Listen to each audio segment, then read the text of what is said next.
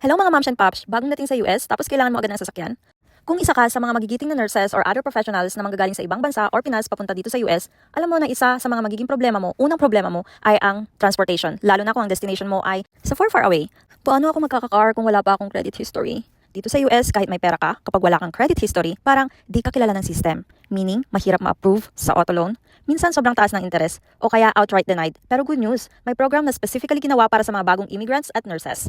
No credit history required. Reliable at proven na ginagamit ng maraming nurses na nag-migrate dito sa US. Na-prove ko din mismo sa sarili ko. Kaya sinashare ko. And also, flexible payment plans sila. At ito ang pinakamaganda, hindi kailangan ng malaking down payment. Kung may around $1,000 kang available, okay na yun. Hindi mo kailangan ng milyon. So, ganito ang mangyayari. Mag-pre-order ka ng car habang nasa Pinas ka pa or sa masulok na mundo. Pagdating mo sa US, processing na siya. Pwede rin naman sa US ka na mag-order, kaya lang mas mahaba yung waiting time. I mean, okay lang kasi habang hinihintay mo yung car mo, may free rental car ka naman muna. Hindi ka mapapa-Uber araw-araw na parang nalulugi.